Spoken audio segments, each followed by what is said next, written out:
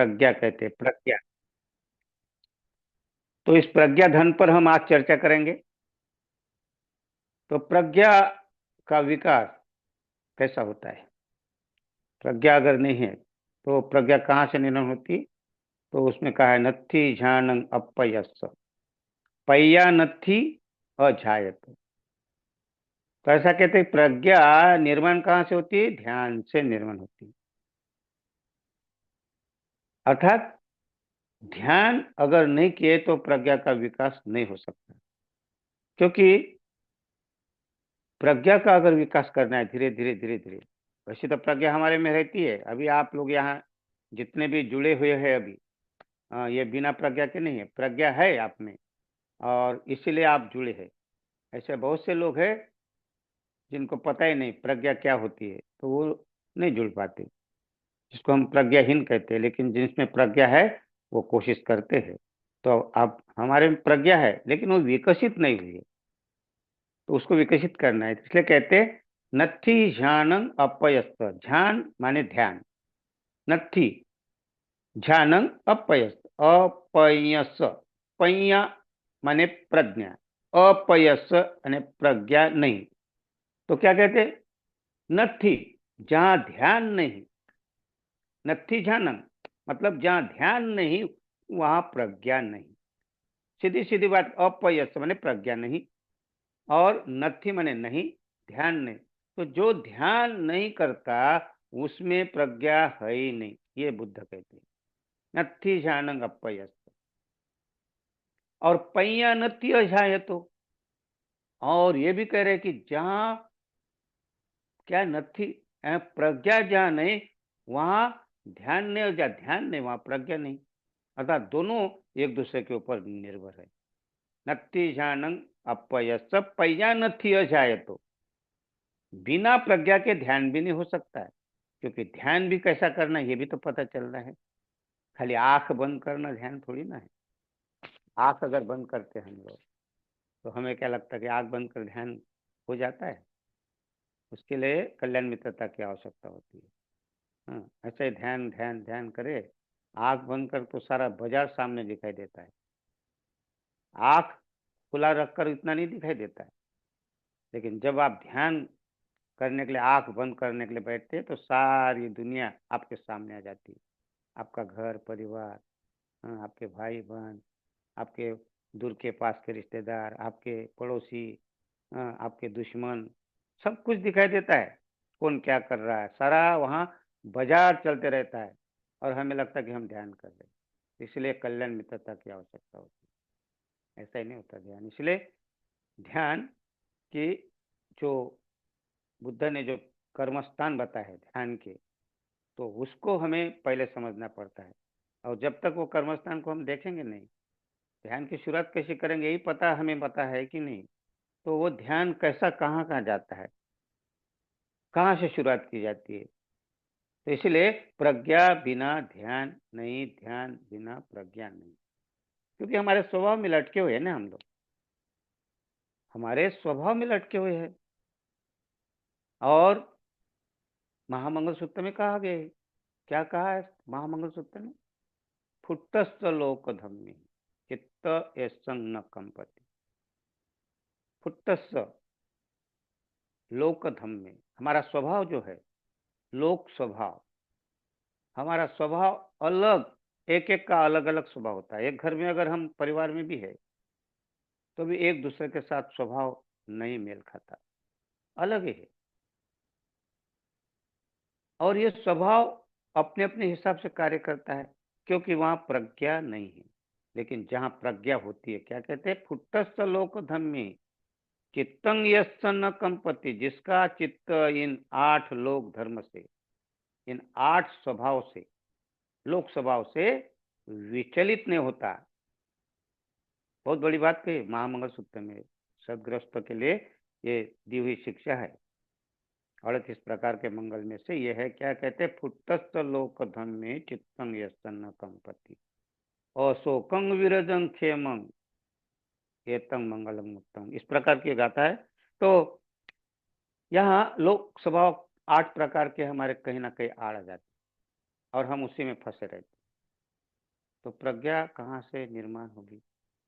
हम अपने पे स्वभाव के मालिक थे, हमें स्वभाव, हमारी प्रज्ञा, हमारी विकसित करने के लिए हमें पता नहीं, इसलिए हमें ध्यान की आवश्यकता है। नत्थि ध्यानं अप्पयस्स पय्यानति अजायतो, येमी ध्यानंच पय्याच सवे निब्बाण संति की।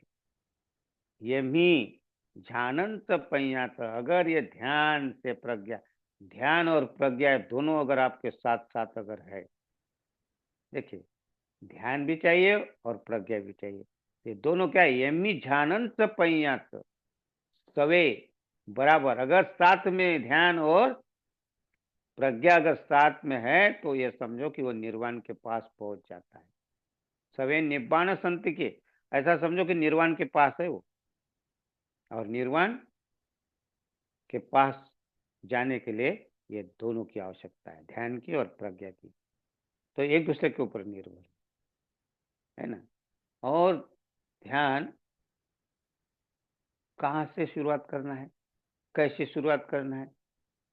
तो हम ध्यान शुरुआत करते हैं, कहाँ से शुरुआत करनी चाहिए? बुद्ध धम्म में अगर ध्यान ध्यान कहते हैं तो बहुत सारे प्रकार के ध्यान है। ऐसे 40 कर्मस्थान दिए हुए, 40 कर्मस्थान कहते हैं उसको, नहीं क्या? लेकिन ध्यान साधना कुछ पद्धतियां है, और वो पद्धतियां, और उस पद्धतियों से अगर हम ध्यान करते हैं तो नए आदमी के लिए अनुसति का ध्यान करना पड़ता है। अनुसति, और ये अनुसति माने 10 अनुसतियां है, और इसमें से पहली अनुसति है बुद्धानुसति। तो हमें यहां से शुरुआत करनी पड़ती है, बुद्धानुसति से। फिर उसके बाद में धम्मानुसति है, और फिर उसके बाद में संघानुसति है। इस प्रकार धीरे धीरे ऐसे 10 में एक आनापान सति बाद में आती है। तो हमें बुद्धानुसति से अगर हम शुरुआत करते हैं तभी हम ध्यान सही मायने से शुरुआत करते हैं, क्योंकि बुद्ध ही नहीं समझे हमें तो हम आगे कैसे बढ़ सकेंगे? फिर आनापान सति से क्या, श्वास आता है जाता है, श्वास बोल लो, छोड़ो। इस प्रकार श्वास, श्वास लेना और छोड़ना यही ध्यान है क्या? हमारा जो सति का अर्थात स्मृति जिसको कहते हैं, सति का अर्थ स्मृति होता है, स्मृति माने ध्यान। तो हम बुद्ध को ही नहीं जान सके, है ना, और फिर धम्म ही नहीं जान सके तो आगे कैसे बढ़ सकते हैं? और इसीलिए प्रज्ञा कैसे निर्माण होगी? बुद्ध कहते हैं ना वो, जिरंती ये राज कहते, जिरंती वे राज सुचिता, जिरंती वे राज सुचिता, है ना। अथो शरीरंपि जरंग उपेति, स्वतंत्र धम्मं न जरंग उपेति, संतो हवे सभी पवे दयंती। जिरंती वे राज रथा सुचिता, सुचिता राज रथ, रथ माने राजा का रथ कितना भी सुंदर हो, विचित्र सा दिखता होगा, बहुत ही हीरे जवाहरात से, हीरे मोती रत्न जड़ित रथ बनाते लोग, है ना। उदाहरण बुद्ध ने उस समय का दिया है कि राजा का रथ कितना सुंदर होता है, विचित्र होता है।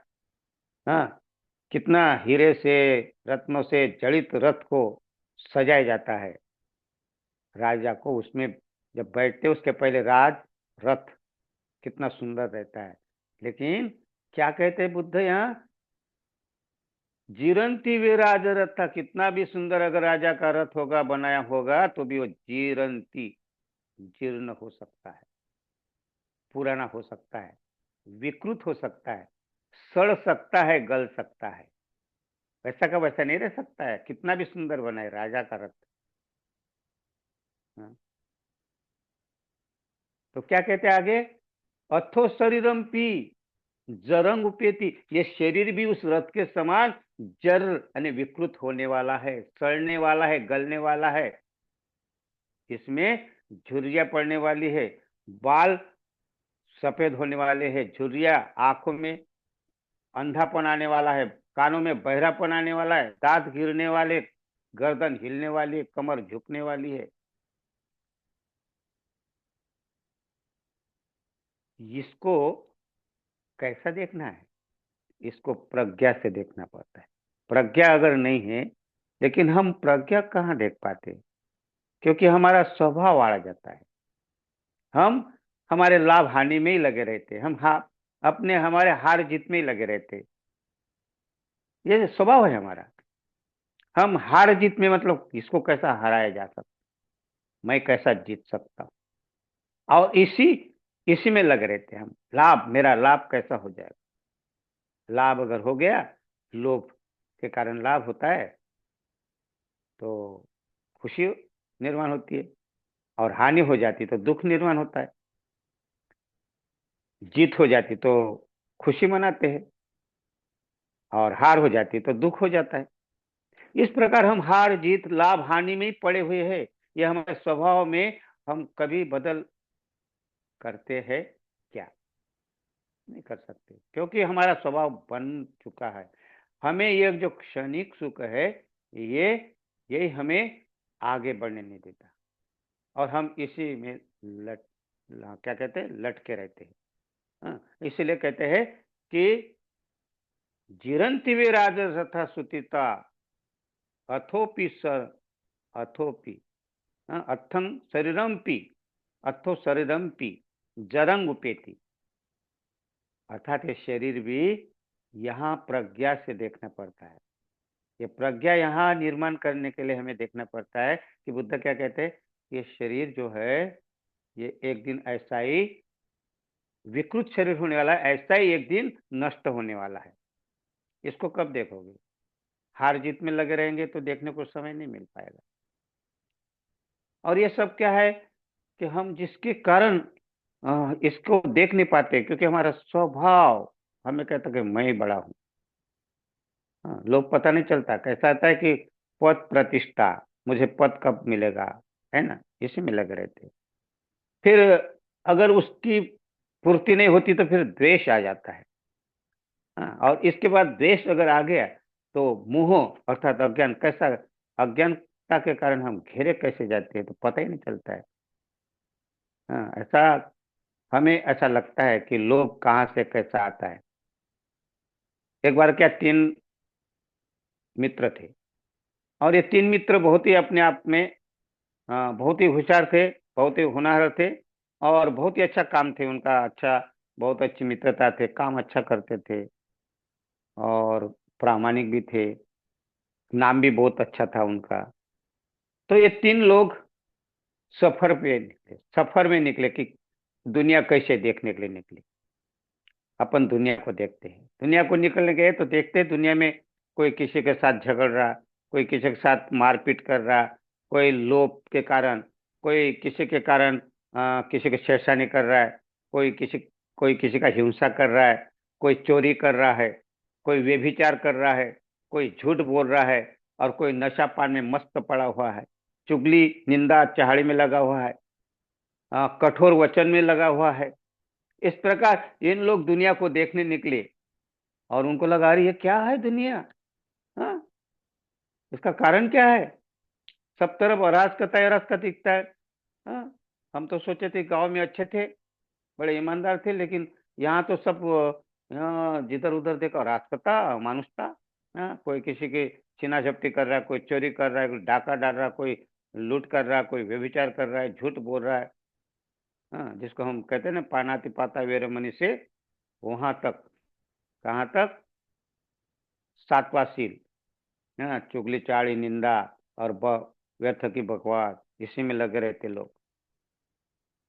और फिर उनको लगा कि इसका, ये इतने पापी लोग क्यों हो रहे, इसका पाप का कारण क्या है, कौन है इसके पीछे, उसको खोजने के लिए निकल, इसका पता लगाएंगे, इसका ये पाप इतना जो हो रहा है, इसका पाप का मुखिया कौन है, ये पाप का मुखिया कौन है।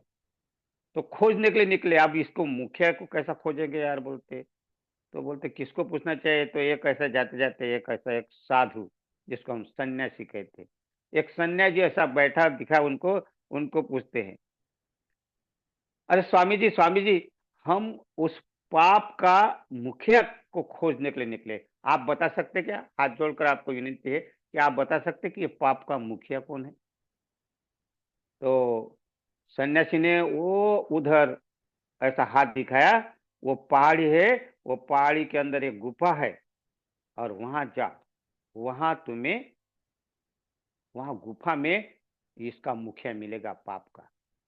ऐसा क्या? तो वो गुफा के तरफ निकल गए, पहाड़ी के तरफ निकल गए, और पहाड़ी के अंदर जाकर गुफा के तरफ गए, तो गुफा में जैसे ही प्रवेश किया, तो वहां एक बक्सा था, और बक्से में बहुत सारा सोना चांदी हीरे जवाहरात मोती से भरा हुआ था।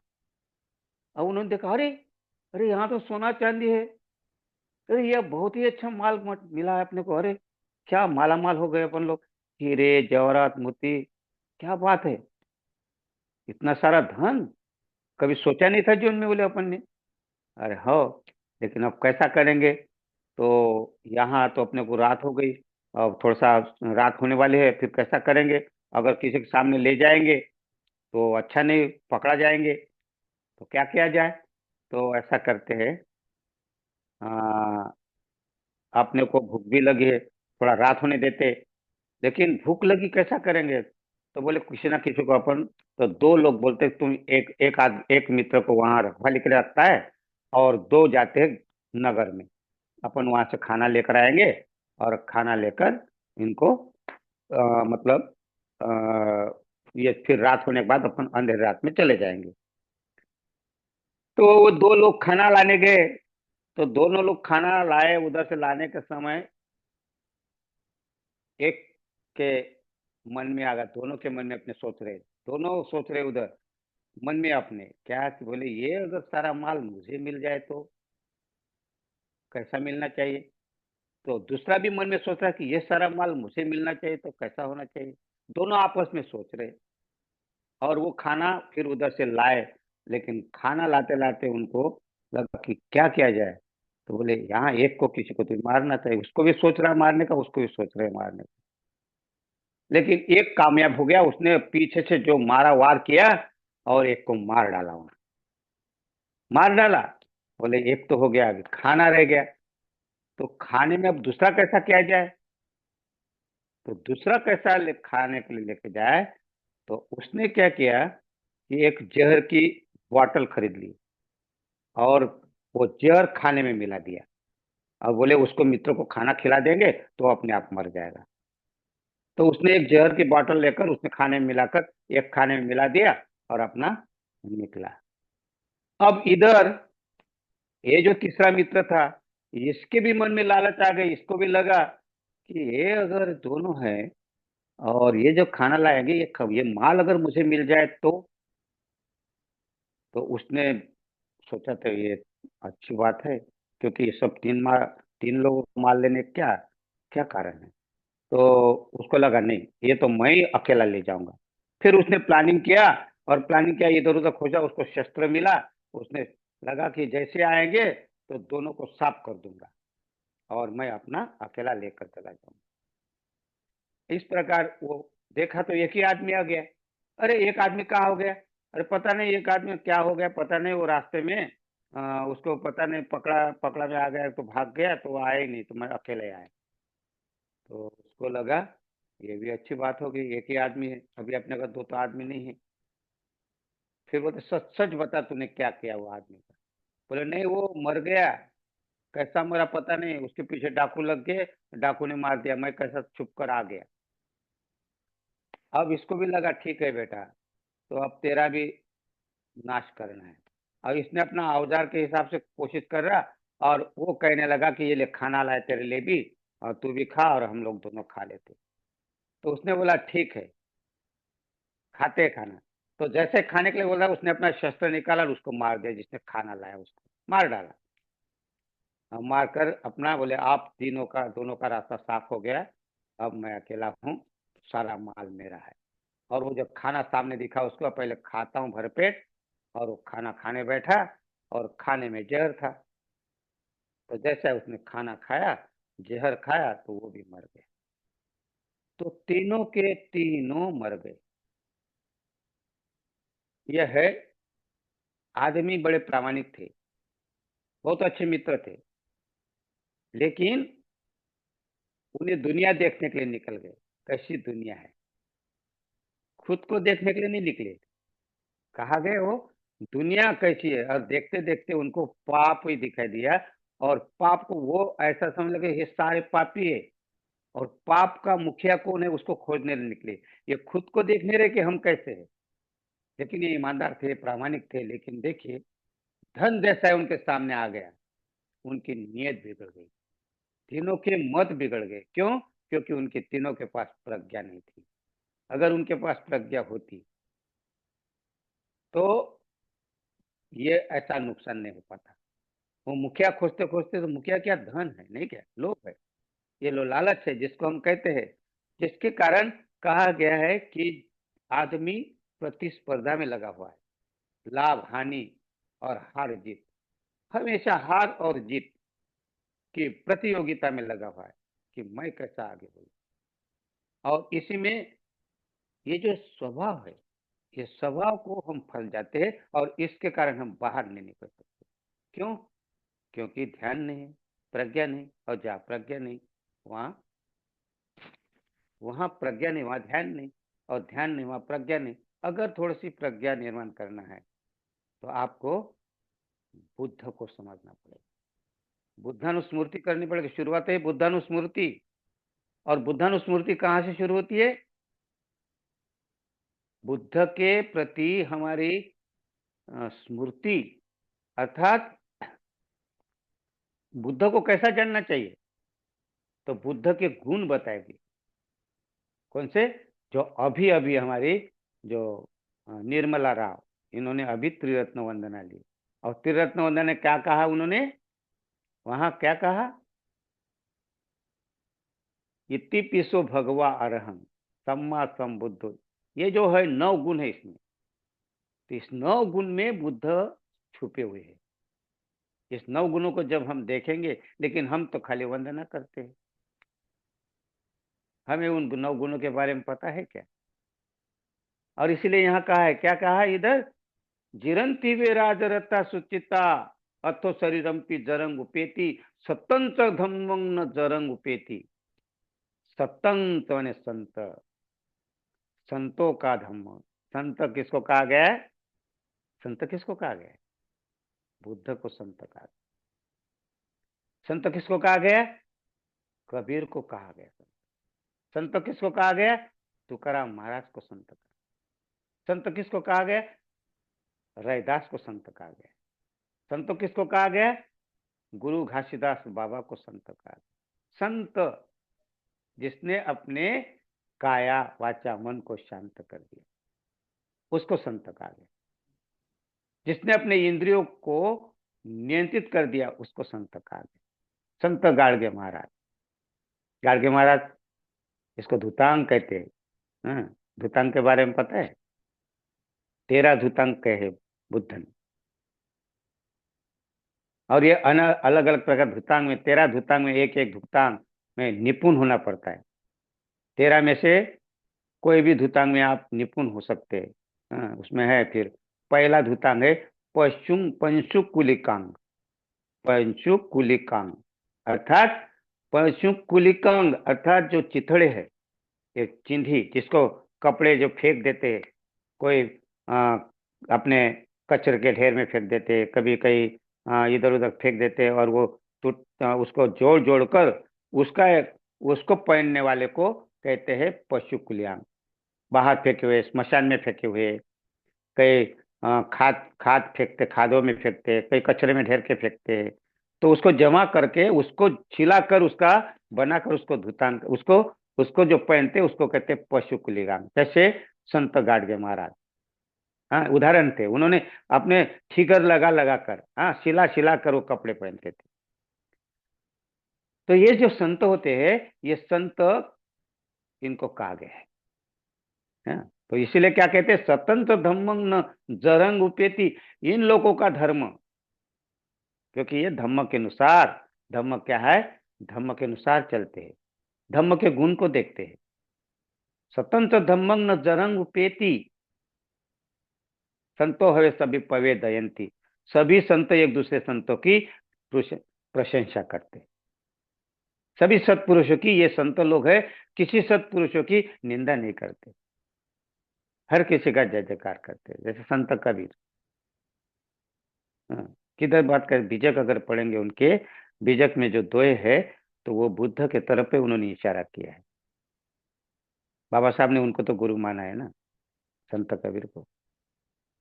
तो संत कबीर में तो ऐसे अंदर बाहर के ऐसे ठोके मारे हैं, ऐसी चोट मारी है, तो भी तो आदमी नहीं सुधरा अंदर से। अतः बीजक में भी बताया कि आध्यात्मिक क्या होता है, बुद्ध के तरफ कैसा जाना होता है, और बाहर से भी आदमी कैसा बिगड़ा हुआ है, कैसा सुधरा है, कैसा सुधरना है।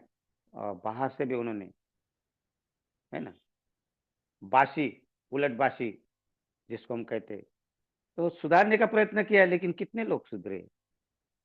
संत कबीर या जितने भी अपने संत हो गए हैं, इनके कारण ये दुनिया है, ये ये कहाँ से निकले हुए? वज्रयान से निकले हुए हैं संत। फिर चाहे तुकाराम महाराज हो, चाहे रैदास हो, चाहे घासीदास बाबा हो, ये कहाँ से निकले हुए? वज्रयान से। वज्रयान कहाँ से निकला है? महायान से। महायान कहाँ से निकला है? हीनयान से। हीनयान कहाँ से निकला है? बुद्ध।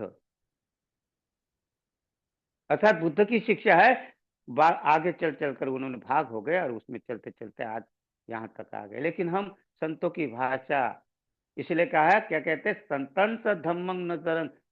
संतों का धम्म कभी जीर्ण नहीं होता, कभी नष्ट नहीं होता। और इसीलिए संतों का धर्म कौन सा है? बुद्ध।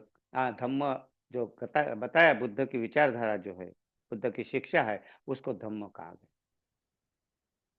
और ये धम्म जब तक हम नहीं सुनेंगे, जैसा अभी मैं बता रहा हूं, धम्म जब तक नहीं सुनेंगे तो उसके ऊपर चिंतन कर सकेंगे क्या?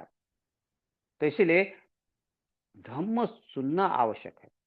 और इसीलिए हमें क्या कहते हैं, प्रज्ञा का अगर विकास करना है, तो प्रज्ञा तीन प्रकार की बताई, तीन प्रकार की प्रज्ञा बताई।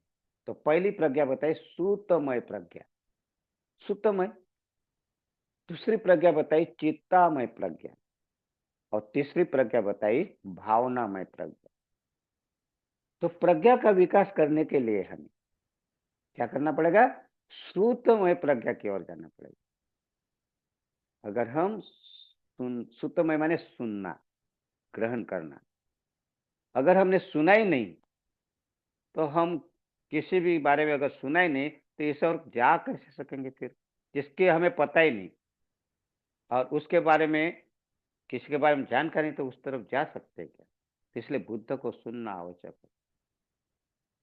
इसलिए सुनना बड़ा महत्वपूर्ण है। और इसमें हमने एक धन बताया है, धम्म सवनम, एक धन हम पीछे देखा है। तो ये श्रुत में प्रज्ञा, जो सुनते हैं हम, अगर नहीं सुने तो फिर, और सुनते ही नहीं हम लोग। अब कैसे नहीं सुनते? आज आप देखिए, अगर धम्म सुनने के लिए आप वर्ग में चलो कहते हैं, शिविरों में चले कहते, सुनते हैं क्या? हो कहते हाँ आएंगे आएंगे, लेकिन वो कहाँ से बोलते हैं? कहाँ से बोलते हैं? हाँ बोलने से कोई लगता नहीं, उनको पैसा नहीं लगता, कुछ नहीं, हाँ बोल दो ना इसको हाँ। लेकिन आने के समय फिर उनको मिलो, अरे अरे मेरे को ये काम था, वो काम था, बहाने करते हो। तो उसने सुना है क्या? हम सुनते ही नहीं। अगर सही मायने से हम सुने, अंदर जाना चाहिए ना वो सुनना, और उसको चिंतन करना चाहिए कि मेरे को ये जो कह रहा है कि धम्म वर्ग में आना, क्यों कह रहा है, इसका चिंतन करना है। अगर हम चिंतन नहीं करें, तो हमें क्या धम्म वर्ग, हाँ बोल दिया धम्म वर्ग में आना, धम्म शिविर में आना, कुछ तो मन में सोचा, अरे इन लोगों को क्या पड़ा है, धम्म वर्ग, धम्म वर्ग, धम्म शिविर, धम्म शिविर क्या होता है? वहाँ विकास होता है, धम्म वर्ग में विकास होता है। अगर आप धम्म वर्ग में आते हैं, तो जो वहाँ सिखाया जाता है, न जाने जो सिखाने वाला पीछे रह जाता है, लेकिन जिसको समझ आ जाएगा ना, वो आगे चला जाएगा, सोतापत्ति फल प्राप्त कर सकता है वो। अगर उसने सुनने के, जिसके पुण्य कर्म अगर है, उसके सुनने की उसकी कैपेसिटी जिसको कहते हैं, तो वो ग्रहणशील होकर वो आगे जा सकता है। और इसीलिए सुनने को बहुत बहुत महत्व है। फिर सुनने के लिए बहुत सारे प्रकार है ना, लेकिन हमारे पास में आजकल मोबाइल आ गए हैं। दिन रात हम मोबाइल में लगे रहते हैं। अगर कोई ने किसी ने कहा तो सुनते भी नहीं, क्या बोला है क्या, लगे रहते मोबाइल में। और वो मोबाइल में ऐसे ऐसे समाचार आते हैं कि वहां समाचार या जो भी बातें हैं, आदमी उसमें उलझ जाता है उसमें। और सच क्या और झूठ क्या समझ नहीं आता है। और फिर फॉरवर्ड करते हैं, वही चले फॉरवर्ड करना। आजकल एक बड़ी बात है कि वो मोबाइल का, अगर उनको किसी को कहे धम्म वर्ग में आओ तो नहीं आएंगे। लेकिन व्हाट्सएप में देखो, सुबह सुबह उठकर अगर मोबाइल खोलेंगे तो good morning, good morning, good morning, good morning के इतने सारे। अगर व्हाट्सएप खोलेंगे तो गुड मॉर्निंग करने से उनको लगता बहुत अच्छा काम किया। नहीं करने से क्या होगा। अपने माँ बाप को कभी गुड मॉर्निंग, कभी पैर पड़े उनको सुबह उठकर प्रणाम किए उनको, या अपने बच्चों को कभी उठकर आशीर्वाद दिए कि बेटा तेरा कल्याण हो। और मोबाइल में सबको कल्याण की बातें भेजते थे, गुड मॉर्निंग। ये गुड मॉर्निंग क्यों करते हैं, कोई काम ही नहीं क्या। तो हम उसमें मोबाइल में बने रहते तो हम धम्म की तरफ कब बढ़ेंगे। हाँ? और उसमें बड़े अच्छे अच्छे समाचार आते, झूठ भी समाचार आते, सच भी समाचार आते, समझ में नहीं आता कैसा करना है। हम्म? हाँ, तो इसीलिए हम उस मोबाइल, आज का जमाना मोबाइल का जमाना, उनको फुर्सत ही नहीं। धम्म वर्ग में क्या मिलेगा, गूगल में देखते, गूगल जो तुम जानकारी दे रहे, मैं जो जानकारी दे रहा हूँ ये तो गूगल में मिल जाए, इससे भी अच्छी जानकारी मिल जाएगी आपको। वो गूगल में जाकर देखते, लेकिन क्या फायदा, कोई फायदा है। गूगल में अगर तुमको जानकारी है तो उससे कितना फायदा है, कैसा फायदा है। इसलिए श्रुतमय प्रज्ञा से हम बहुत दूर है, हम सुनते ही नहीं। धम्म सुनना, बाबा साहब ने 22 प्रतिज्ञा दी और सन 56 से दी है। और कितने लोगों ने सुना है, कितने लोगों ने सुना है। अगर सुना है, भाषण देने के लिए तो दे देंगे, हम बहुत सारा भाषण देंगे। जाकर बड़े स्टेज पर अगर तुमको बोलने का, किसी को भी बोलने का चांस मिला तो वो कभी नहीं छोड़ेगा, पढ़ के जाएगा, 22 प्रतिज्ञा रट लेगा और वहां जाकर बता देगा। लेकिन उसके घर में जाकर देखोगे तो कोने में सरस्वती माता की फोटो है, शारदा की फोटो है, अंबा देवी की फोटो है, और वो बड़े बड़े भाषण ठोक रहे हैं। हाँ? क्या है ये, तो ये सुना ही नहीं ना उन्होंने। बाबा साहब ने ये प्रतिज्ञा क्यों दी, किस लिए दी, ये सुना ही नहीं। उसके ऊपर चिंतन करना चाहिए ना, क्यों ऐसा दिया बाबा साहब ने। ऐसा ही नहीं था कि बाबा साहब को ऐसे ही लगा कि दे दो इनको, बुद्ध धम्म दिया तो इसके साथ में दे दो। ऐसा नहीं है, बहुत चिंतन करना पड़ा बाबा साहब को। ऐसे नहीं दिया, कई कागज फेंक दिए उन्होंने, फाड़ कर लिखते थे। फाड़ कर जब दीक्षा देने के पहले वो 22 प्रतिज्ञा बनाने के लिए उन्होंने कितना अपना दिमाग उसमें खर्चा किया है, तब जाकर वो प्रतिज्ञा लिखी गई। रात भर श्यामा होटल में अगर देखें ढेर पड़ा था कागजों का, इसलिए कागज का वो पेपरों का ढेर पड़ा था। वो लिखते थे और जमता नहीं था तो उसको फाड़ कर फेंक देते थे। फिर लिखते थे क्या दू समाज को, ये जो बौद्ध बनने वाले हैं उनको क्या दूं। ये इतना ढेर के बाद रात भर जागे रहे वो और लिखते रहे। दिमाग में जो चलता रहा उनको को क्या देना चाहिए, तो उसने इनके बाद में वो 22 प्रतिज्ञा निकली। और उसमें ही जो जो प्रतिज्ञा दी तो उसका सिस्टमेटिक क्रम लगा कर दिया, कौन सी प्रतिज्ञा कहाँ दी है। और ऐसा मत समझना कि वो पहली प्रतिज्ञा महत्वपूर्ण है। जितनी पहली प्रतिज्ञा महत्वपूर्ण है उतनी आखिरी की प्रतिज्ञा भी महत्वपूर्ण है। ऐसा नहीं समझना कि ये 7 प्रतिज्ञा पहले है, यही प्रतिज्ञा परिपूर्ण है। हाँ, और उसके बाद का नहीं। हर प्रतिज्ञा बाबा साहब ने जो लिखी है उसके पीछे उनका बहुत बड़ा मकसद है, लेकिन हम चिंतन नहीं करते, पढ़ते नहीं, सुनते नहीं। पहले अगर हम पढ़ेंगे तब तो हम चिंतन करेंगे ना। कोई भी बात अगर मैं यहाँ बता रहा हूँ बहुत अच्छा बताया, गलत बताया तो इसमें चिंतन करना चाहिए कि ये सही है कि गलत है, और जो सही है उसके ऊपर चिंतन करना चाहिए, और जो गलत लगता है तो ये नागरत्न ऐसा बोल रहा है, इसके ऊपर मन को ज्यादा नहीं लगाना है, अपना दिमाग खराब मत करना उसमें।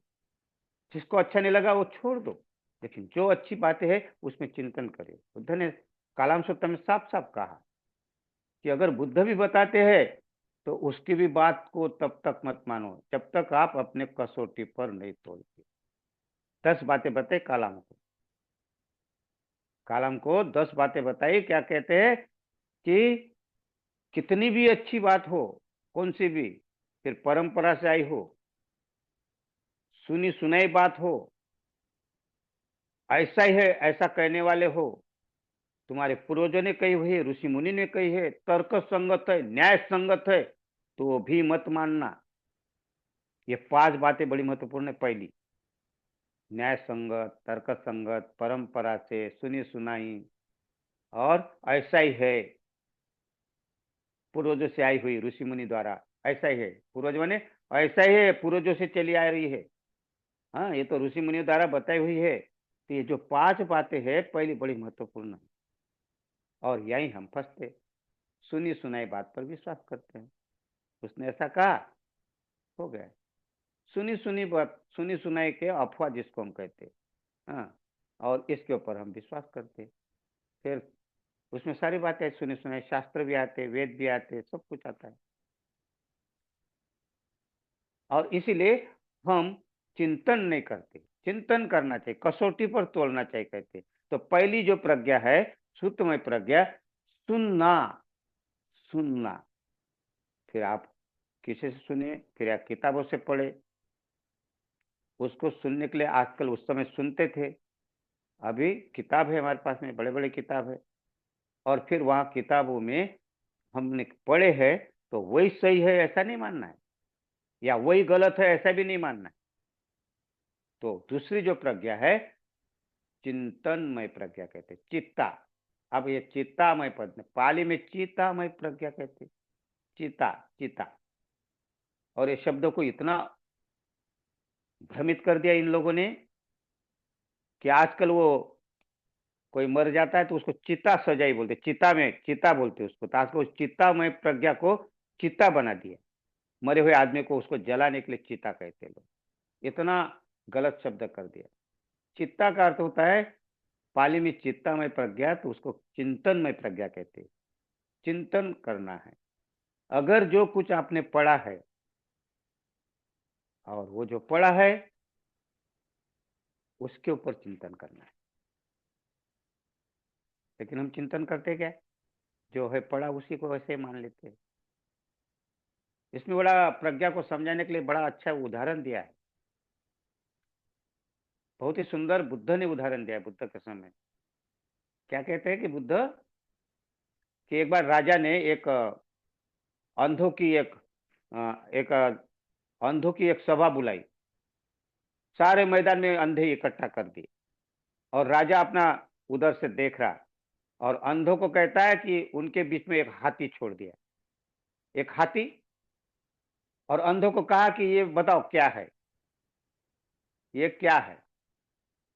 तो अंधे, जिन्होंने कभी देखा नहीं, तो उन्होंने कहा कि ये क्या है।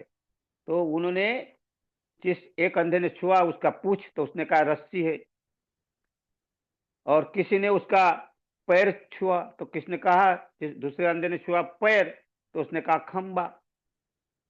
तीसरे ने छुआ उसका कान, तो उसने कहा सुपा है, सुपा जो पाखड़ते हैं, चावल वगैरह पाखड़ते हैं ना महिला, तो सुपा है क्या कहा। चौथे ने, चौथे अंधे ने छुआ उसको, तो उसके हाथ में वो हाथी का दांत आ गया, तो बोलते ये नांगर है, नांगर की फाड़ है।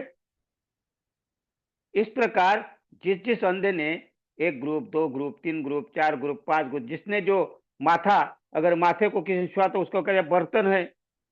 इस प्रकार का वो हाथी को अपने अपने ढंग से उन्होंने नाम दिया। और फिर ये अंधे, बहुत सारे अंधे थे वहां, बहुत सारे नगर के अंधे इकट्ठा कर लिए राजा ने। तो जिस जिसने पैर को छुआ तो बोले खंबा है, तो खंबा का एक ग्रुप हो गया। जिसने पूंछ को छुआ तो रस्सी है, रस्सी का एक ग्रुप हो गया।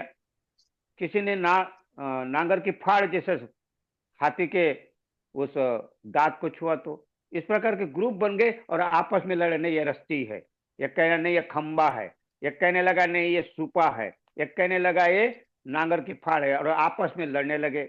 पहले तो लड़ने लगे, फिर गाली गलौज करने लगे, और फिर गाली गलौज करते एक दूसरे का हाथवारे करने लगे। फिर जिसके हाथ में कुछ पत्थर आ गया, कुछ कुछ आ गया, तो मारने लगे एक दूसरे को। इस प्रकार के लड़ने लगे। क्यों? और इनको वो राजा दोनों आंखों से देख रहा था, क्योंकि राजा की दोनों आंखें थी। वो राजा जानता था कि ये हाथी है। हाँ, राजा जानता था हाथी यानी अस्तित्व। ये राजा जानता कि ये हाथी है। लेकिन अंधे अंधे आपस में लड़ गए। और ऐसे ही हम जब सुनते कोई बात, तो हम भी उसका लड़ना शुरू करते, पर्दा में आ जाते, लड़ते कि ये ऐसा ही है। हम भी ऐसे आपस में लड़ते हैं। क्यों? क्योंकि हमने सुनी सुनाई बात पर विश्वास किया। सुनते हैं क्योंकि चिंतन नहीं किया। चिंतन अगर करे, वो साबुत आदमी, जो राजा साबुत आंखों वाला, दोनों आंख है उसकी, वो दोनों आंखों से देख रहा है। अंधों को भी देख रहा, हत्ती को भी देख रहा, अस्तित्व भी देख रहा, और ये इन लोग को जो कह रहे कि अमुक है, इनको भी देख रहा है। लेकिन ये तो दोनों को जानता है, आंख से देखा है। तो आंख से देखना अर्थात प्रज्ञावान। तो प्रज्ञावान ने देखना चाहिए, तो उसको कहते हैं चिंतनमय प्रज्ञा। चिंतन करना चाहिए। अगर हम चिंतन करेंगे तो उसमें सॉल्यूशन निकल सकता है। बाबा साहब ने चिंतन किया। बाबा साहब ने सारे विश्व के किताबें पढ़े, अध्ययन किया। बाबा साहब के बारे में तो क्या कहना कि उन्होंने जितने कुछ अगर देखे जाए, तो हम देखते हैं बाबा साहब ने ऐसा ही नहीं किया। वो चिंतन उसमें पढ़ा, लेकिन उसके ऊपर चिंतन किया। और चिंतन से जो हमारे सामने आए, शूद्र पहले कौन थे, चिंतन से हमारे सामने आया रिडल, चिंतन से हमारे सामने आए क्रांति प्रतिक्रांति, चिंतन से हमारे सामने आए बुद्ध और उनके धम्म का भवितव्य। बाबा साहब ने चिंतन से, ये जो चिंतन है बाबा साहब का, इतना सारा विश्व का पढ़कर उन्होंने ऐसा ही नहीं माना, उसमें से सॉल्यूशन निकाला, और उसमें बुद्ध और उनका धम्म, ये चिंतन है बाबा साहब का। कितने ग्रंथ है? त्रिपिटक कहा जाता है। त्रिपिटक, त्रिपिटक में अर्थात तीन खजाने हैं। ये तीन पिटारा है, तीन पिटारा, सूत्र पिटक, विनय पिटक और अभिधम्म पिटक। हमारे सामने तो हमने सूत्र पिटक क्या है इतना भी पढ़ा नहीं होगा। सूत्र पिटक में और ग्रंथ आते, हाँ 5 ग्रंथ आते बड़े बड़े। विनय पिटक में आते 5 ग्रंथ, और अभिधम्म पिटक में 7 ग्रंथ आते। और ये ग्रंथों का और उसका जो जिन जिन लोगों ने लिखा है उसका और। तो इस प्रकार बाबा साहब ने सारे त्रिपिटक का अध्ययन करके, क्योंकि सुत्त पिटक में ही अगर 5 ग्रंथ आते तो खुद्दक निकाय करके एक ग्रंथ है, और उस खुद्दक निकाय के अंतर्गत 15 ग्रंथ और आते, जिसमें धम्मपद आता है। हाँ, जिसको हम कहते हैं ना धम्मपद, खुद्दक पाठ, धम्मपद। उसके बाद में क्या है? उदान। उसके बाद में क्या है? सुत्त निपात, थेर गाथा, थेरी गाथा, जातक, निर्देश, अपदान, बुद्धवंश, ये सारे ग्रंथ, उसमें 15 ग्रंथ का समावेश है। चेरिया पिटक, पेत उत्थु, विमान वत्थु, इस प्रकार के ये जो 15 ग्रंथ है इसमें आते। कितना पढ़ेंगे हम? बाबा साहब ने ये सारे ग्रंथ पढ़कर उसका जो निचोड़ निकाला, वो बुद्ध और उनका धम्म हमारे सामने दिया। चिंतन है ये, बाबा साहब का चिंतन है। ऐसा सारे दुनिया में ऐसा कोई ग्रंथ नहीं लिखा जो बाबा साहब ने लिखा है। और बाबा साहब ने इतना ही नहीं, तो बाबा साहब ने संविधान, संविधान भी जो लिखा है, तो इस ग्रंथों के माध्यम से लिखा है, बुद्ध की शिक्षा से लिया है। ऐसा ही नहीं है। आज जो हम संविधान संविधान करते हैं ना, संविधान में अगर देखे तो बाबा साहब ने बुद्ध की शिक्षा से संविधान के बहुत सारे मौलिक अधिकार जो है, जो भी है, वो संविधान ऐसा ही नहीं आया सामने। अगर बाबा साहब में प्रज्ञा नहीं होती तो इतना अच्छा संविधान थोड़ी आता हमारे साथ। अभी अभी 26 नवंबर को संविधान दिवस मनाया गया। हाँ, बाबा साहब की जो देन है, ये किसके कारण है? ये संविधान के कारण। संविधान के कारण हमें जो हमें आज मैं आपके सामने बोल पा रहा हूँ। इसलिए कहते हैं, रुतबा मेरे सर को तेरे संविधान से मिला है। रुतबा मेरे सर को तेरे संविधान से मिला है। ये इज्जत, ये सम्मान तेरे संविधान से मिला है। औरों को जो भी मिला होगा वो मुकद्दर से मिला होगा, मगर मुकद्दर भी मुझे तेरे संविधान से मिला है। वो है बाबा साहब। तो बाबा साहब में प्रज्ञा थी, और तभी तो इतना बड़ा अच्छा कार्य करके गए। ये कहाँ से गए? तो ये चिंतनमय प्रज्ञा से गए। चिंतनमय प्रज्ञा बड़ी महत्वपूर्ण है। और हम चिंतन करते हैं क्या? हमें देखना है कि हम चिंतन करते हैं। हमें तो बाबा साहब चिंतन करने के वजह हम चिंता होती है कि बाबा साहब ने कब ध्यान किया होगा। फिर वही चिंता में करते, फिर सवाल उठाते हैं, बाबा साहब ने कब ध्यान किया? अरे ध्यान ध्यान ध्यान ध्यान कौन लगा? बहुत सारे लोगों को अटके रख, किताबें लिखी है, ध्यान नहीं करना चाहिए, ऐसा नहीं करना चाहिए, ऐसा बहुत सारे किताबें लिखी। ये संत गुरु घासीदास बाबा या संत रैदास या संत कबीर, ये बिना ध्यान से नहीं हुए। चाहे जितने भी जो संत कहते हैं हम लोग, ऐसे ध्यान के बगैर नहीं हुए। क्योंकि वहां का नत्थी ध्यान पहिया नत्थी जाए तो प्रज्ञा ही निर्माण नहीं हो सकती। अगर प्रज्ञा का विकास करना है तो ध्यान के बगैर नहीं। ये जो हमारे सामने बुद्ध बैठे हैं, उनकी बैठक देखिए बुद्ध की, ये बिना ध्यान से बुद्ध नहीं बने। नहीं तो उनका नाम तो क्या नाम था उनका? अगर हम देखें तो उनका नाम भी मालूम नहीं हमें। सिद्धार्थ नाम है, लेकिन सिद्धार्थ तो बाद में उनको मिला हुआ नाम। उनका पहला का नाम भी पता नहीं हमें क्या है। क्या नाम होगा ये भी पता नहीं। महामाया को ही महामाया कहते, उनका भी क्या नाम है पता नहीं था। क्यों? और फिर ये जो मालूम नहीं, तो अभिधम्म पिटक कहाँ से मालूम होगा हमें? अभिधम्म पिटक तो इतना अभी अभी पाली भाषा में अभी का अर्थ क्या होता है? सबसे ऊंचा। उसके ऊपर कोई ऊंचा नहीं, ऊंचा से ऊंचा। तो सूत्र पिटक, विनय पिटक ये तो है, इससे भी अभिधम्म पिटक ये सबसे ऊंचा धम्म। यानी ऊंचा धम्म नहीं, उचित सबसे मतलब क्या है कि सूत्र पिटक भी है, विनय पिटक है, लेकिन ये अभिधम्म पिटक की जो शिक्षा है, ये खजाना है ये अभिधम्म पिटक। और त्रिरत्न बौद्ध महासंघ में अभिधम्म पिटक की नो योर माइंड, ये जो शिक्षा दी जाती है धर्माचार्य के प्रोसेस में जब रहते हैं, तो उसमें नो योर माइंड, ये जो शिक्षा कहाँ से आती है? अभिधम्म पिटक से आती है। विनय पिटक तो विनय है उसमें, सूत्र पिटक में सूत्र है, बहुत सारी बातें। लेकिन जो ऊंची ऊंची शिक्षा है, सबसे ऊंची शिक्षा है, जिसको हम कहते हैं चित्त, चित्त के ऊपर जो शिक्षा दी गई है, वो अभिधम्म पिटक में। लेकिन हमें मालूम नहीं होने के कारण हम उसके तरफ नजरअंदाज करते, अरे कहाँ से आए, कहाँ से शिक्षा आ गई। हम पढ़े नहीं, और फिर उनके ऊपर शंका कुशंका करते हैं। फिर ध्यान कहाँ से किया? अभिधम्म पिटक ध्यान, ध्यान पर ज्यादा जोर है। अभिधम्म पिटक क्या कहता है? ध्यान से शुरुआत करता है ना।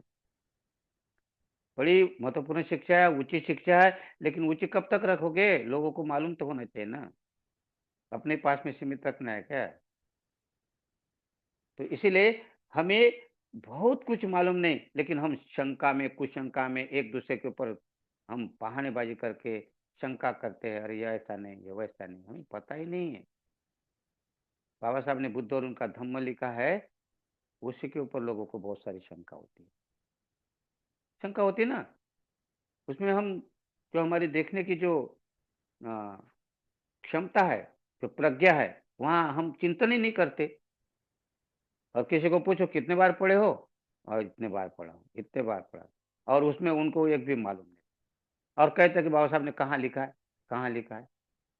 तो हमें बहुत ही कंफ्यूजन में है।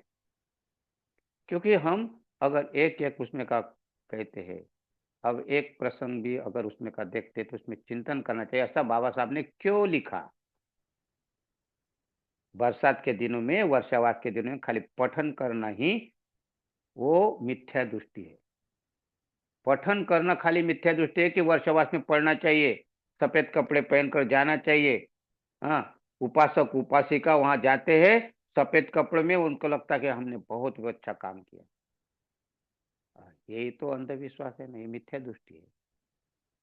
सफेद कपड़े पहनना चाहिए, जरूर पहना है, और वर्षावास में पढ़ना भी चाहिए। लेकिन अगर आप उसमें चिंतन ही नहीं करते, बाबा साहब ने ऐसा क्यों लिखा है, क्या लिखा है, किस में लिखा है, तो बाबा साहब ने उस बुद्ध और धम्म में, बुद्ध जिसको कहते हीनयान करके लड़े रहते, लड़ते रहो, महायान करके लड़ते रहते, वज्रयान करके लड़ते रहते, वो तीनों बातें बाबा साहब ने उस बुद्ध और उनके धम्म में ली है। वो दिखाई नहीं देती और हम लड़ते रहते आपस में। तो इसीलिए कहते हैं कि चिंतनमय प्रज्ञा बड़ी महत्वपूर्ण है। हर बात को चिंतन चिंतन करना चाहिए। अगर चिंतन से हमें ये ऐसा ही क्यों है नहीं होता, अपने को कल्याण मित्र को पूछना चाहिए, चर्चा करने विद्वानों को पूछना चाहिए, ऐसा ही क्यों है, ऐसा ही क्यों है। कौन सी भी बात, बहुत सारे शब्द है और उसको शब्द को आप बदलना नहीं चाहते। जैसे कि मुंडन है, मुंडन है, ये मुंडन खाली बौद्ध भिक्षु ही करते थे पहले, और उस मुंडन का अपभ्रंश करके भ्रमित कर दिया कि लोग मरने के बाद में मुंडन करना चाहिए करके, ऐसा एक प्रथा निर्माण कर दी। प्रतिक्रांति है ना ये, दिखाई नहीं देती हमें।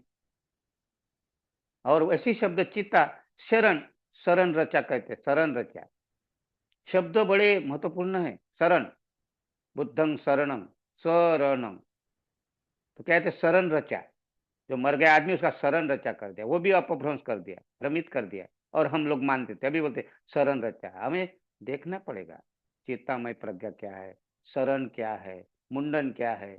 ऐसे शब्द के ये बर्बाद कर दिए इन लोगों ने शब्द, लेकिन उसकी गरिमा है। बुद्ध धर्म में आज भी पाली में शब्द है ऐसा ही, अभी शब्द है, अभी माने ऊंचा से ऊंचा, सबसे ऊंचा। और इसीलिए जब हम पढ़ेंगे, लेकिन हम क्या कहते हैं, पढ़ते नहीं। और वो कहता है ना मनोज राजा, क्या कहता है, बहुत अच्छा कहता है वो कहते हैं कि ये जो दूषित पानी एक जगह, एक मराठी में है वो, लेकिन क्या कहते हैं, दूषित पानी एक जगह अगर होगा जमा होता है ना। इसी प्रकार अगर हमारा परिवर्तन अगर लाना है तो किताब पढ़ने से होता है, खाली नाचने से नहीं होता है। डीजे लगाए, हाँ, हो के नाचे, तो नाचने से परिवर्तन नहीं होता। तो क्या होता है, किताबें पढ़ने से परिवर्तन होता है, चिंतन करने को हमें मौका मिलता है।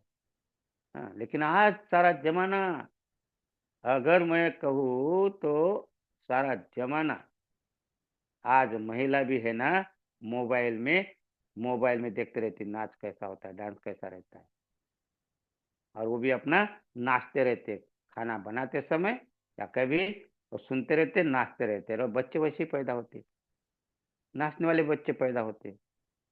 आप देखे ना, सारा जमाना नाचने से, नाचने के पीछे लगा है।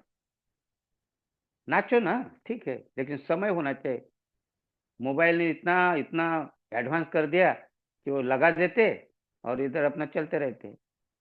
तो इसीलिए आजकल जमाना बदल गया, आजकल विकास हो गया है। लेकिन पढ़ने के लिए कब अगर बोलेंगे, वो नाचने वालों को बोलो पढ़ो, तो ना यार क्या पढ़ना है, क्या किताब पढ़ना है। धम्म की किताब पढ़ने के लिए क्या लगता है, वीर्य की आवश्यकता है, मेहनत की आवश्यकता है। हाँ, नाचने के लिए कुछ नहीं, कोई भी अपनी कमर हिला देता है और उसको लगता है अच्छा मैं भी कर सकता हूँ, ऐसा नहीं, आप भी सभी कर सकते। लेकिन बोलेंगे चलो आओ ध्यान करो, अरे नहीं, वर्ग में जाओ शिविर में, अरे बाबा वहां तो मेरे पैर डूब जाते, मैं बैठ ही नहीं सकता या बैठ ही नहीं सकती। शिविर में बैठना पड़ता है, बोलते बाबा नहीं नहीं मेरे से बैठना नहीं होता, और धम्मवर्ग से बैठना नहीं होता बाबा, मेरे पैर दर्द देते, कमर दर्द देते। और वही महिलाएं, वही पुरुष टीवी के सामने 3-3 घंटे तक बैठे रहते, सीरियल देखते रहते, समाचार देखते रहते, क्रिकेट देखते रहते। वहां उनके पैर नहीं दिखाई देते, पैर नहीं दुखते वहां, कमर नहीं दुखती वहां। लेकिन धम्म वर्ग में बोलते बाबा वहां बैठना पड़ेगा। क्या है ये? क्योंकि हम धम्म सुनना ही नहीं चाहते, और सुनना नहीं चाहते तो चिंतन कहाँ से आएगा? तो चिंतन में प्रज्ञा में हमें ध्यान देना पड़ेगा। चिंतन में प्रज्ञा में बाबा साहब ने जो निकले हैं बड़े बड़े ग्रंथ निकाले, हाँ, जो कुछ पढ़ा है उन्होंने ऐसा ही नहीं पढ़ा, तो उसमें चिंतन करके हमारे सामने दिया है। हाँ, जिसको हम कहते शूद्र पहले कौन थे, हाँ, गुलाम क्या कहते, वो धर्मांतर क्यों, है ना, ये जो बातें आई बाबा साहब के सामने, हाँ, प्रतिकांति काति प्रतिकांति, हम जो भी बुद्ध बाबा साहब के बुद्ध और कार्ल मार्क्स, ये कहाँ से है? बाबा साहब ने जो बुद्ध और कार्ल मार्क्स क्या समझते हैं हम लोग? लेकिन बाबा साहब ने विश्लेषण किया बुद्ध और कार्ल मार्क्स, तो ये चिंतन से आता है। और हम बाबा साहब के अनुयायी है, और अगर हम बाबा साहब के अनुयायी खुद को कहते हैं, तो हमारा चिंतनमय प्रज्ञा की तरफ झुकाव है क्या, ये हमें देखना पड़ेगा। हमारा ध्यान की तरफ झुकाव है क्या, ये देखना पड़ेगा। हमारा आचरण की तरफ झुकाव है क्या, देखना पड़ेगा। क्यों? क्योंकि बुद्धानुस्मृति से शुरू करना पड़ता है। इतिपिसो भगवा अरहं सम्मा संबुद्धो विद्याचरण संपन्नो सुगतो लोकविदु अनुत्तरो। एक एक का समझना। अरहत को कितना, अरहत के 6 गुण है, 10 संयोजन को, उसको 10 बंधन को तो पार करना पड़ता, तब उनमें 6 प्रकार के गुण निर्माण होते, उसको अरहत कहते। उसके बाद में भगवा, भगवा माने कल ही मैं बताया दिल्ली में, भगवा माने क्या होता है? तृष्णा, तृष्णा को जिसने नष्ट किया, क्या होता है? राग को, लोभ को, द्वेष को और मोह को जिसने नष्ट किया वो भगवान। फिर उसके बाद में सम्यक संबुद्ध, 3 प्रकार के बुद्ध होते, बुद्ध अर्थात अरहत, अरहत को बुद्ध कहा गया। फिर दूसरे प्रत्येक बुद्ध, और तीसरा सम्यक संबुद्ध। तो इसका भी हमें समझ, इसको भी क्या क्या है इसको समझना पड़ेगा। फिर उसके बाद में विद्याचरण, विद्या अर्थात 8 प्रकार की विद्या में पारंगत थे बुद्ध, सम्यक संबुद्ध। बाकी जो अरहत रहते उनको 6 प्रकार की विद्या रहती, लेकिन ये जो सम्यक संबुद्ध होते उनको 8 प्रकार की विद्या रहती। उसमें सारा हम क्या कर रहे, क्या बोल रहे, क्या उठ रहे, सब उनको उसमें सब दिखाई देता है। ऐसा नहीं, बुद्ध को सारा कुछ दिखता है। अगर उसका एक आधा उदाहरण अगर देखे तो आप हाथी, हाथी जो नालागिरी हाथी उनके ऊपर छोड़ दिया, और बुद्ध वहां के आपने नालागिरी गजर वरंग अतिमत्त भूतंग कहते ना, हाथी देवदत्त ने उसको शराब पिलाकर हाथी को बुद्ध को मारने के लिए छोड़ दिया था, लेकिन वो हाथी बुद्ध के सामने आकर नतमस्तक होता है। बुद्ध उनको क्या कहता है कि ये हाथी मैं नाग हूं। आनंद क्या कहता है कि भगवान चले चले चले, भाग जाए, हाथी आ रहा, मार डालेगा, चले चले चले। आनंद, बुद्ध कहते आनंद तथागत को कोई भी नहीं मार सकता। बुद्ध कहते आनंद तथागत को, बुद्ध को, मेरे को नहीं कहते, बुद्ध क्या कहते, मुझे नहीं कहते, क्या कहते, तथागत को कोई भी नहीं मार सकता, तथागत की अकाल मृत्यु नहीं हो सकती। आनंद को कहते हैं, लेकिन आनंद को विश्वास नहीं हो रहा।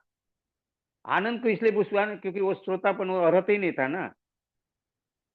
लेकिन आनंद कहते नहीं भगवान चले चले चले, ये बेकार की बातें, चलो चलो भागो भागो। नहीं आनंद तुम, तो आखिर आनंद कहते हैं आपको नहीं मरने दूंगा मैं सामने होता हूँ। आनंद सामने हुए बुद्ध के, बोलते नहीं आपको बचा, मेरे को मारेगा वो हाथी। देखिए उनकी ममता, देखिए आनंद की, क्योंकि वो परिपक्व, वो अर्हत नहीं थे, लेकिन बुद्ध को नहीं जान सकते थे कि बुद्ध क्या चीज है। और बुद्ध कह रहे आनंद तथागत को कोई भी नहीं मार सकता, तथागत अकाल मृत्यु नहीं हो सकती तथागत। ये शब्द कहाँ के? बुद्ध कितने सर्वज्ञानी थे, है ना। ऐसी विद्या बुद्ध के पास में थी। और उसके बाद विद्या चरण, चरण माने आचरण के 15 पॉइंट है, 15। तो ये बुद्ध के गुण हैं। उसके बाद में लोकविदु, अनेक प्रकार के लोगों के बारे में रहस्य जानते हैं बुद्ध। अनेक लोग, 31 प्रकार के लोग में सारे जन्म कुंडली बुद्ध जानते हैं। कौन कहाँ से आया, कैसा जाएगा, किधर जाएगा, इसका सारा बुद्ध को जानकारी है। उसके बाद में लोग अनुत्तर, सबसे श्रेष्ठ 6 प्रकार के अनुत्तर होते। हाँ, तस्तन अनुत्तरीय, समन अनुत्तरीय, लाभन उत्तरीय, सतिन उत्तरीय, ये 7 प्रकार 6 प्रकार किसको समझना पड़ेगा हमें। तो बुद्ध ऐसे ही नहीं, एक एक की परिभाषा कर अगर करे तो खाली इसमें 2-3 दिन लग सकता है। और इसीलिए फिर उसके बाद में कहते हैं कि पुरुष धम्म सारथी सत्ता देव मनुष्यानंद, सबके शास्त्रा है, देव और मनुष्य के उपदेशक है, सारथी, सबको सारथी का बताया जाता है। तो इसीलिए बुद्ध को समझना पड़ेगा, चिंतनमय प्रज्ञा निर्माण करनी पड़ेगी। और चिंतनमय प्रज्ञा जब तक नहीं निर्माण होगी, कब तक, जब तक आप श्रुतमय प्रज्ञा निर्माण नहीं करेंगे। सुनना, पढ़ना, धम्म वर्ग में पढ़ाई सुनने को मिलेगा, धम्म शिविर में पढ़ने को मिलेगा, फिर चिंतन करोगे, चिंतन करने के बाद में प्रैक्टिकल, भावना में प्रज्ञा, भावना में प्रज्ञा माने प्रैक्टिकल, और प्रैक्टिकल माने उसका रिजल्ट। तो ऐसा समझो, रिजल्ट मतलब आप फिर सोतापन्न हो सकते, सकृतागामी हो सकते, अनागामी हो सकते, अरहत हो सकते, ये रिजल्ट है आपका भावना में प्रज्ञा से। ऐसा समझो कि ये श्रुतमय प्रज्ञा माने आपने एक निवाला निवाला बनाया खाने के लिए, दाल भात सब्जी उसमें मिलाकर, ये निवाला बनाकर मुंह में खाली डाला, इसको कहते श्रुतमय प्रज्ञा। और फिर उस निवाले को आपने दांत से चबा चबा कर चबा चबा कर उसको इतना बारीक कर दिया, उसको कहते चिंतनमय प्रज्ञा। और फिर निगल लिया, निगलना माने प्रैक्टिकल, भावना में प्रज्ञा। तो ये 3 प्रज्ञा है। तो ये 3 प्रज्ञा, ये सबसे बड़ा धन है। और ये 7वां धन है। बुद्ध ने कहा कि 7वां जो धन है प्रज्ञा का धन महत्वपूर्ण है। और ये धन अगर आपके पास में प्रज्ञा धन नहीं रहेगा तो आप स्वभाव के पीछे पड़ जाएंगे, आप हार जीत में लगे रहेंगे, लाभ हानि में लगेंगे, सुख दुख में रहेंगे, हाँ, और प्रशंसा और निंदा में सड़ते रहेंगे। क्यों? क्योंकि आपके पास प्रज्ञा नहीं। तो ये प्रज्ञा धन सबसे बड़ा धन है। इस धन को आपको आत्मसात करना पड़ेगा। और प्रज्ञा निर्माण करने के लिए आपको धम्म वर्ग में जाना पड़ेगा, धम्म शिविरों में जाना पड़ेगा, धम्म सम्मेलनों में जाना पड़ेगा, धम्म की चर्चा करना पड़ेगा, जहां जहां विद्वानों द्वारा, कल्याण मित्रों के द्वारा धम्म सीखना पड़ेगा। और तभी यह प्रज्ञा धन आपको निर्माण कर सकते हैं। और फिर एक बार आपके अंदर ये धन अगर आया तो इसको कोई चुरा नहीं सकता, इसको कोई डाका नहीं डाल सकता, कोई लूटा नहीं सकता, ये गुम नहीं सकता। इतना बड़ा ये धन है। तो मैंने आपके सामने इस धन को रखने की कोशिश की, आपने सुना। आपके अंतर्मन को मैं प्रणाम करता हूं और यहीं रुकता हूं। सबको मैत्रीपूर्ण जय हिंद। धन्यवाद।